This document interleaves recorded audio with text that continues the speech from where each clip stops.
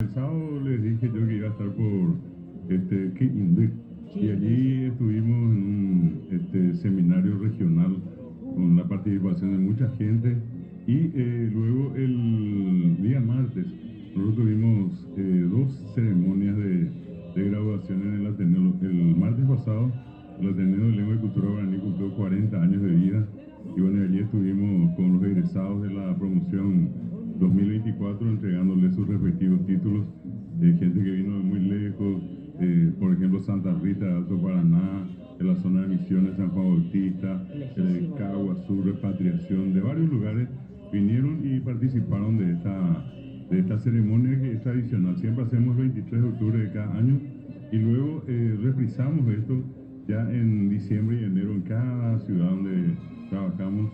Vamos a entregarle los títulos a los que estuvieron cursando en el Ateneo.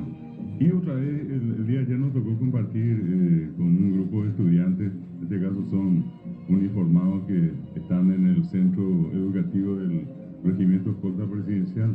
Vamos a hacer una charla allí sobre el tema del guaraní. Y bueno, estamos siempre en actividad, recorriendo de aquí para allá, y lo importante es que siempre, en cada lugar que me toca visitar, siempre está el recuerdo para ustedes. Oye, ya universo paralelo, ¿eh? Muchísima gente. ¿Tiene repercusión, profe? Sí, sí, muy buena, muy buena. Y sobre todo insisto mucho por el hecho también de que un espacio de esta clase tenga como público no solamente gente joven, todo el mundo ve. Fabián Chamorro también me dijo que se vio bastante el episodio que está en YouTube. Les invito a todos que puedan ver el mito y la historia, que hablamos sobre la cultura guaraní, hablamos sobre el guaraní. Está el profesor David Galeano y es un programón ese también. Ese es muy, muy buen programa. Acá dice, sinceramente vine a contar el chisme del momento, dicen acá. Todo el mundo ya sabe lo que pasó con Guille Jale y Lucas Renato. ¿Qué puede decir Lula de Quindío? Dicen.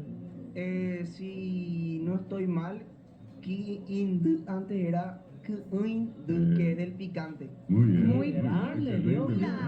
Brillante. ¿De dónde aprendiste eso? Acá, de Bien. donde. Hay que matarle al profe, sabe mucho. Dice, profe, yo tenía muchas preguntas interesantes en guaraní, pero te veo y me pierdo en tus ojos, dicen acá. Siente más bien, entonces, Sí, la vez pasada, ¿vos estuviste en un casamiento, profe? Yo fui, sí, en el sábado noche. Acá están diciendo que estuviste rodeado de damas muy bellas, dicen. Y bueno, Los perros ya no contento. pueden Pero callarse, ¿verdad? La más bella estaba a mi lado. Claro, que es tu señora. Claro. Más vale. Lula, No tu puedo amigo decirlo. coronel, dicen, cállense, ya llegó el dueño del programa. Profe, el otro día te encontré y te felicité por ser el único gran representante del país. Pero había sido Ramón Silva, salió bien de su cirugía, dice. Bueno, saludos, dice. Eso, más allá del mensaje, ¿verdad? Estamos contentos con la recuperación de Ramón, una gran persona que independientemente de cualquier tipo de, digamos, de motivo así de gracia que pueda generar algo como esto, es una vida demasiado importante para nuestro país, así que contento de saber de la evolución de nuestro querido Movejara. Sí, realmente estamos contentos también por eso. Dice, hola, profe, mi mamá está viendo el programa, te manda saludos, quiere que le tires besos, dice Muy bien. Berlis. La mamá de Berlis, entonces. Lo del beso, así. No le poncharon, o sea, pero bueno, ya está. Los placeres de la vida, escucharle al profe y tomar tereré tranquilo, dicen. Hola, profe. Bueno, a ella le mandó el beso correspondiente también a la mamá de Derby. ¿Hay una fecha conmemorativa o algo el mes de octubre? Sí, dentro de octubre, llega Caray Octubre. Caray El Octubre. próximo, si no me equivoco, creo que el próximo fue Sí. uno o dos, ¿verdad? Y allí no olvidemos que acabamos de pasar el día de la primavera, y es en el concepto guaraní, pues ellos tienen el año lunar. O sea, ellos cuentan las fases de la luna, que cada una dura más o menos 7 días. Vos tenés luna nueva, cuarto creciente, luna llena y cuarto menguante. Cada una 7 días, aproximadamente 30 días. Por eso que en guaraní cuando le pusimos, o sea, le damos el nombre al mes, decimos Yací. Y la gente siempre se pregunta, ¿por qué Yací es la luna? Y viene de las 4 fases que tiene la luna. Y una fase completa es un mes. Y ellos cuentan 12 lunas llenas, y la 13ª es el año nuevo. Que les había dicho a ustedes, el año nuevo guaraní se celebra con la primera luna llena de junio. No como nosotros que ya celebramos eso el 1 de enero. Ellos lo hacen coincidente con el famoso, para nosotros, solsticio de invierno, cerca del 21. pero es impresionante, le dan en el loco a la fecha, unos días antes, 2 3 días antes, 2 3 días después, pero nunca. Y a partir de allí, una costumbre no solamente guaraní, sino paraguaya en el sector, digamos, agrícola, y allí nosotros tenemos la costumbre de poner las semillas. Y cuando llega el siguiente mes, la siguiente estación es el de la primavera, cuando todo comienza a florecer. Y en este lapso de tiempo, la gente más antiguamente juntaba los productos de la tierra y tenía guardado y se iba consumiendo de acuerdo a las necesidades. Pero había algo que prácticamente nadie quería comer. El famoso locro o locrillo. A la gente, y no, en Ñongatú, y igual y se guardaba y estaba allí. Y de allí surge después la famosa leyenda que cuando ya no había nada, lo que llamamos comúnmente la carestía o pa, la hiporibemas y upiná. Entonces, en ese momento es cuando sale la leyenda y dice que en el último recurso hay que consumir el locro, ¿verdad? Y en un principio era solamente el locro, después ya con el resto del poroto que había, se produjo lo que es el yopará, porque el yopará, para que haya yopará tiene que haber 2 elementos, ¿verdad? Si no, no es yopará. Y en el principio era el locro y se le sumó a eso el poroto, cumandá. ¿Y qué es lo que había en ese momento dentro del medio? Hoy nosotros le ponemos leche, queso, carne, chorizo, pero en ese momento era solamente locro, poroto y había zapallo. Si había tomate, un poco de cebolla, y ese era el yopará inicial. Y obviamente la leyenda dice que este 1 de octubre, al mediodía, sale el famoso Jutante Caray de octubre con un señor raído, así con un sombrero que nosotros conocemos, sombrero capiiga y por allí. Y bueno, sale con un alrededor a la siesta y ve en qué casa se preparó el yopará. En esa casa donde se preparó el yopará, eso que, repito, nadie quería ya consumir por lo duro, por lo complicado de su consumo. Entonces, allí era un año de bonanza por tener preparada la comida. Y con eso era una especie de signo de nunca jamás despreciar el alimento. Todo lo que hay, de allí inclusive a ustedes mismos, ¿cuántas veces se les habrá dicho que nunca jamás tires el resto del pan o lo que sea guardar? O darle a alguien en todo caso, pero nunca tires la comida, ¿verdad? Bueno, y en aquella casa donde él podía llegar, o habrá llegado, y no encontró la comida, no encontró el yopará, entonces era un año de lastimosas circunstancias difíciles. De allí que vino la costumbre. Y se hizo tan fuerte otra vez en los últimos tiempos que hoy día vas a ver que si no, por distintos motivos, ustedes todos los que están acá, todos los que estamos acá, trabajamos, ¿verdad? Y ya nadie se va a quedar en la casa, la perolla negra allí para calentar eso más de 1 hora, ¿verdad? Con leña. Y un día antes ya tenía que poner el locro, el remojo, igual. Nadie tiene tiempo. Hoy probablemente es lo que vamos a ver en todos los restaurantes, en todos los mercaditos, en todos los bares, a por haber, la gente va a ofrecer el yopará este 1 de octubre. Pero es llamativo cómo sobrevive y cómo se instala, ¿verdad? Este tipo de cosas. Porque como esta pudo haber existido muchísimas costumbres que con el tiempo se perdieron, pero el yopará sobrevivió y hoy tiene que estar presente sí o sí. Al igual que el carolín también. Sí, Claro, el carolín también. Es como un retorno, yo creo, con el borí, ¿verdad? Todos estamos hablando de platos tradicionales, que en el caso inclusive está el yopará gourmet, ¿verdad? Que vos te vas y un preparado de alto vuelo, ¿verdad? Y ya le digo, hoy se le pone de todo. Lo que anteriormente era en la forma tradicional, insisto, eran solamente unos pocos insumos. Agua, más el locro, el cumandá, ¿verdad? Si había un poco el famoso zapallo, y es lo que siempre abundó también acá, ¿verdad? Donde uno sale, uno encuentra plantas de zapallo y los frutos. Y luego otro poco de cebolla y tomate. Zapallo sí que sale todo al pedo, tirar nomás y ya sale. Igual que en Andaí.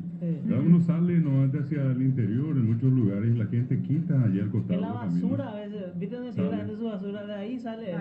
Sí, es increíble para mí. Y son productos que toda la vida fueron consumidos, no solamente en este caso por nosotros, los propios nativos, los indígenas, no olviden que ellos no tienen la costumbre de ser carnívoros, ¿verdad? Carnívoros se hicieron en los últimos tiempos, ya está por obligación, pero ellos siempre consumieron peces, ¿verdad? Cuando más algunos que otros animales silvestres, y después ya frutos, Además, como eran nómadas, siempre estaban cerca del río. El río, y claro, mudándose y allí en el entorno, miel que nunca le faltó, ¿verdad? Qué rico. Y a eso hoy día ya se le han sumado otros elementos. Ellos, por ejemplo, no usaban la sal como conocemos, el azúcar tampoco. Claro. Todo, digamos, tenía ya el sabor en el producto mismo. Y hoy en día nosotros, sin que tengamos, digamos, esa tradición de origen, hoy le hemos sumado otros elementos. Te puedo hacer una consulta, profe, que Sí. ahora no sé si ya en su momento lo hicimos, pero ¿por qué el guay habla con una tonada diferente? ¿Se sabe el por qué el villarriqueño? Y te digo, es más, Caguazú fue fundado por villarriqueños. Y el caguaseño cuando habla en guaraní, tiene una pequeña tonada cuando habla. La gente le dice ñecane. Ñecane. Ñecane. Pero en general lo que se llama es un regionalismo, ¿verdad? Se presume siempre que la zona de Guairá y Cazapá siempre fueron departamentos que vivieron muy encerrados. Hasta hace un tiempo no muy lejano en que primero Guairá se abrió al mundo, ¿verdad? Siempre se habló de una república, así como ya hablamos de lo que proveyó del Guairá, que se desarrolló de una manera tan particular, que tuvo sus centros de formación, que tuvo los más grandes intelectuales del Paraguay, se han formado en el Guairá, y bueno, y a partir de eso como que asumió una identidad. Y ahí hay expresiones que tienen que ver inclusive con el guaraní hablado por los propios indígenas. Por ejemplo, creo que en una ocasión les decía, la gente allí todavía es la que tiene la costumbre, me estoy refiriendo a los que están más hacia las compañías o que están en algunos poblados más alejados de Villarrica, dentro del departamento, que en vez de decir ayoajei, dicen ayoarei, ayoa, allí yoa, oa, cara, ¿verdad? Ayoarei. O dicen, por ejemplo, ayeporei o ayepirei. Y cuando lavan la ropa, en vez de decir ayaoyojei, dicen ayaorei. Expresiones como esa, ¿verdad? Y algo que también siempre me llamó la atención entre Guairá y sobre todo Cazapá, el que al famoso Pojano Gusán, nuestro tereré, ellos le dicen Poja Piroí. Y toda la razón del mundo porque en las años no hemos Piroí Jamaño. Así vamos a hablar técnicamente. Y hay así cosas que vienen de ese encerramiento, de ese proceso de no tener mucho contacto, digamos, con el resto de la comunidad. Cazapá, por ejemplo, es un departamento muy complicado. Ahora tiene ruta asfaltada y lo único que anteriormente tenía era el famoso tren, que también se acabó, ¿verdad? Y era el único medio disponible.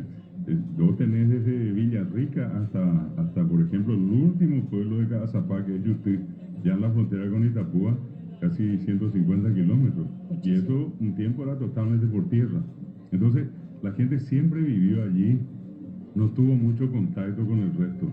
Y ese fenómeno no solamente se da con si vos le escuchás al brasileño que está allí en la frontera, que habla guaraní, ellos le ponen ese tono del portugués. Aparte que se Sotaque. mezcla luego, ¿verdad? Le vas a escuchar al boliviano y el boliviano en vez de decir murubisha, dicen murubisha, ¿verdad? Ellos, por ejemplo, dicen, en vez de capirenda, dicen capirenda. O sea, cambian el acento. En vez de poner al final, ponen en el medio.